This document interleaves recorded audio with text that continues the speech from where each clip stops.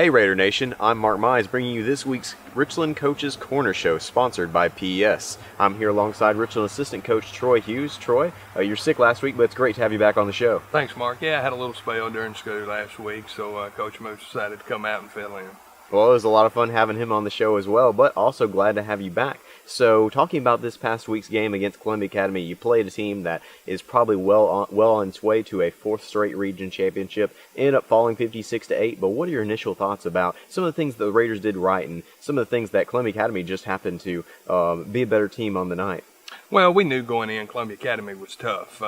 And here again, as I've said during the course of the year, it's hard for us as a team to simulate the speed and the physicality of another team during the week with our scout team offense. And like I said, we knew CA was going to be tough.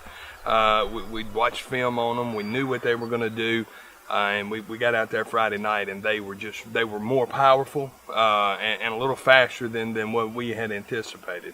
And I believe, if I'm not mistaken, back in 2012, your team was the first to beat them once they opened up the new press box there in Columbia. How have you seen them grow as a team from that year where y'all won by, I believe it was 21 points that season, and then coming to where they are now? Well, they've definitely progressed as a team over the past 3 or 4 years since the new facility was built. They've got more kids out playing. And they do a good job of getting kids in and coming to join them and being a part of their program. And once they get them there, they do a really good job. They've got a great coaching staff, and they do a good job of developing those kids, and it shows on Friday night when they're playing. And then, of course, in the first quarter, the teams combined for 5 total turnovers in the first quarter. How do you think that shifted momentum? Well, you know, we were the beneficiary of a couple turnovers, and we felt really good about that early on. It was unfortunate that we couldn't capitalize on those turnovers, and as well, we turned the ball over, and the difference in the game early was that when we turned it over, they capitalized on it, and they made us pay for mishandling the football. And like I said, they done a good job, and we didn't play our best football. We had a lot of missed assignments and then a lot of missed tackles. And they're a good enough football team. When you don't do what you're supposed to do and you don't tackle the guy with the football, they're going to score touchdowns, and that's what they were able to do. And it looked like offensively, Caleb Briggs was still limited a little bit by that mild knee injury he had a couple weeks ago. What do you think his status is, and how close do you think he is to being 100%? Well, Caleb's still banged up. You know, he don't really want to admit it. He wants to play the game. He wants to get out there on Friday night and actually try to go out Friday night, which was his second game back, and play without his knee brace, and I think he played one snap, and he figured out that the speed of the game is a little different than what practice is, and he had to come back to the sideline, put his knee brace on, and that limits him a little bit in his mobility and his speed, but he's better off with it on, and he figured that out, so he put it back on, and you know, during the course of the game, he's still not 100%. You know, anytime you have an injury like what he sustained, you know, you're not going to get, and you continue to play, you're not going to get back 100%. And he's probably, I would say, and I don't know if he's really admitting this, but I would say he's probably 75%. And, you know, when you're a guy that relies on speed and agility, and you got a bad wheel, that really sets you back a little bit. Now, Caleb done a great job on defense Friday night. Played a little more defense than what he's been normal playing because he didn't run the football quite as much. And then looking at the other running backs, you had several other guys who performed well at times, and Gus McGowan scored his team-leading 7th rushing touchdown of the year.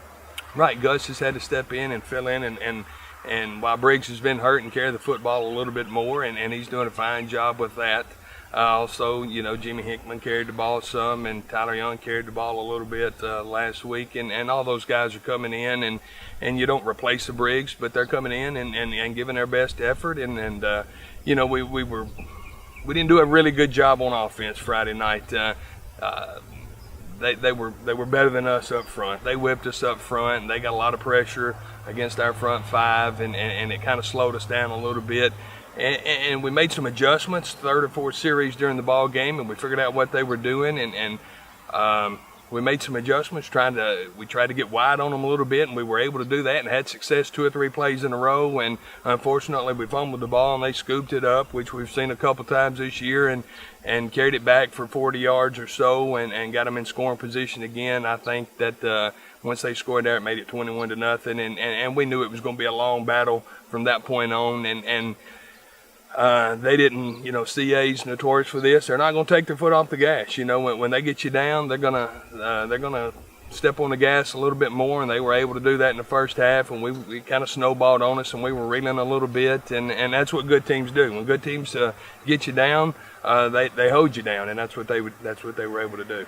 And one of the big differences seemed to be that three-man front for Columbia Academy. They had three guys who were at least 6 feet tall and at least 280 pounds. Have you seen another line this year that even compares to that? Not even close.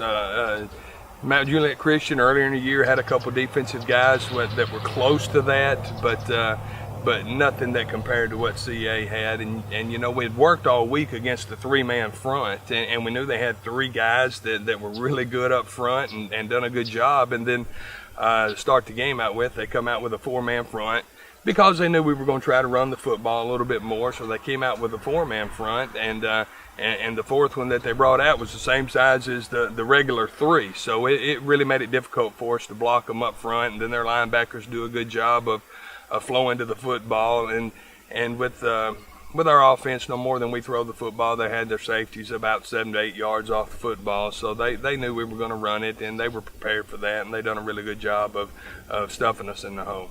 And then defensively, it looked like you were able to make some strong plays consecutively, but it looked like Columbia Academy just was hitting on the big plays for most of the first half. For the most part, right. And a lot of that was missed assignments and missed tackles. We had guys, for the most part, in position to make tackles, and we just didn't make tackles. And then, on the majority of the big plays, we had a missed assignment. A guy went left when he was supposed to have the right gap, and they were able to seal us off on the outside and bounce that thing out. And offensively, they do a really good job of blocking downfield, getting to the safety and blocking him, blocking the corners. So once the running back broke the initial line of scrimmage, like I said, they done a good job of blocking downfield. It was pretty much a touchdown. And we'll be back after a quick timeout to talk more about this next week's game versus Mount Pleasant. We'll be back in just a moment. You're watching the Richland Coaches Corner Show, sponsored by PES. Here at First Baptist Pulaski, we are not perfect people. To perhaps consider, this is terrible. Start that again. You're going to delete all these, right? Don't keep these. Fellowship's the word I was looking for. Doofus. Yeah, you put that in the reel. And this is still rolling. Oh, for the outtakes. But we would love for you to join us in worshiping a perfect God. Hashtag struggle, right?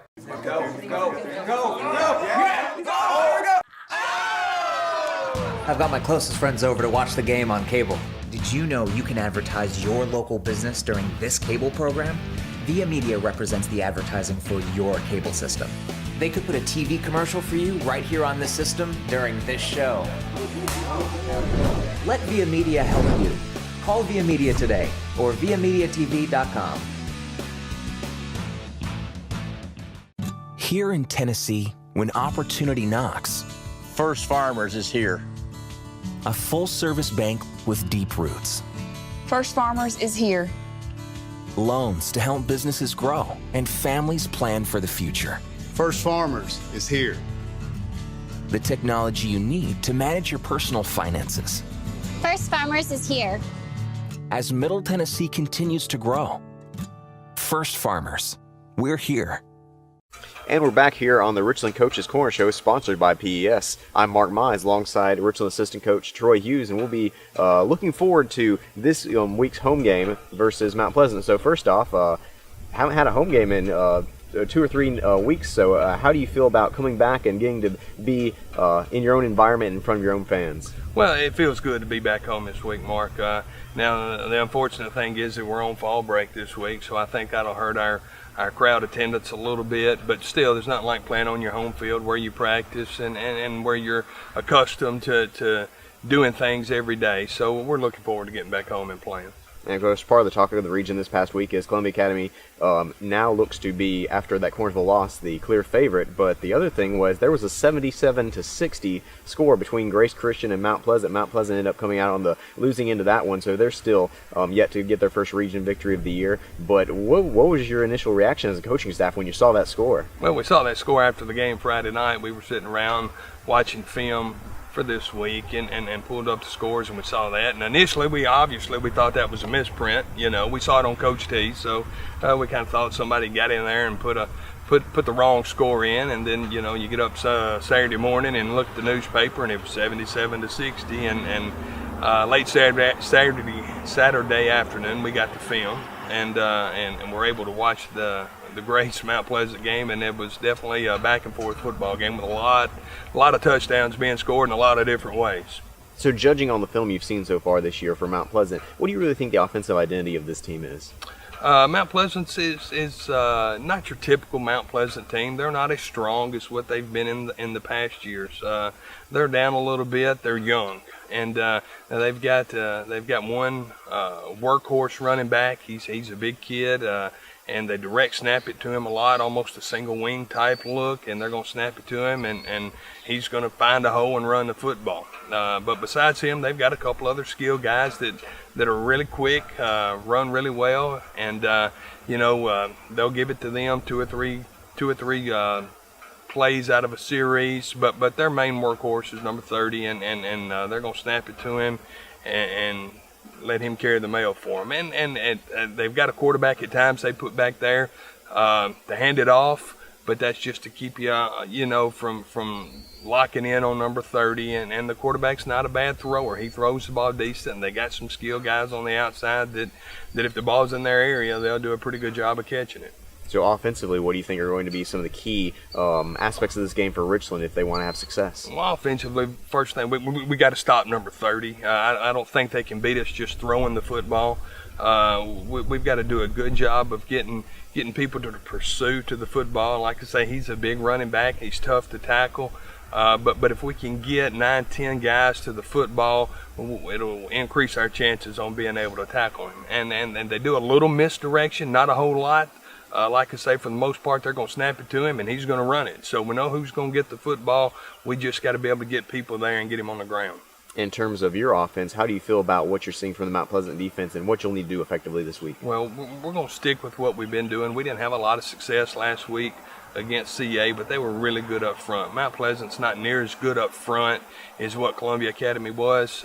We feel like we can block them up front and control the ball. We feel like we can get first downs against them, and we're going to try to throw the ball some more this week. They're going to put 9 guys in the box, and we watched Cornersville runs a similar offense that we run, and Cornersville had a lot of success running the football against them. And we feel like we can do the same thing. We just got to get a man on a man and know our blocking assignments for the most part. And if we can do that, I feel like we can have some success running the football. And if we can do that, then I feel like we'll have an opportunity to take some shots down the field throwing the ball. And hopefully that'll work out for us in some big plays. And going back to last week, we didn't mention, but Braxton Woodard had his best game of I'd say his best game. We felt like he had his best throwing game of the year, and that we didn't throw any touchdown passes, but he completed a lot of passes. He looked good in the pocket. So we're hoping he can build off of that, and we'll come out this week and throw the football a little bit more. And of course, Briggs continues to get more and more healthy. But I believe you also saw Trey Stacy for the first time, who's coming back from injury last week. Right.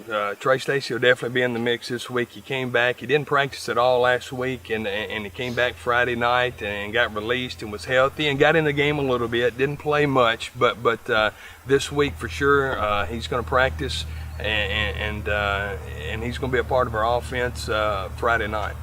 And possibly the defense as well. We've got some guys, Mark, that are banged up on defense. We got a couple shoulder injuries.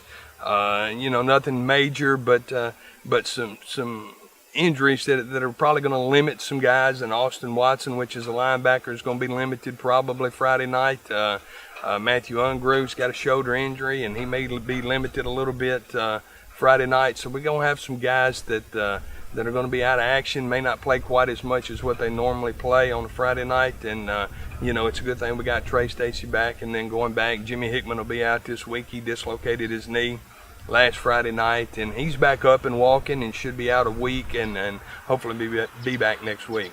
And so finally, to end that region losing streak for Richland, what is the single most important thing for the team to do? Well, to end the streak Friday night, we've got to play with some confidence. And that's the thing that I would say this team struggles with the most is playing with confidence and feeling like you've got a chance to win the football game. I feel like if we can score early and have some success and stop them on a drive or two and get some confidence moving the football, I feel like that'll give us a really good shot to win the football game. Well, this has been the Richland Coaches Corner Show with assistant coach Troy Hughes. I'm Mark Mize saying thank you.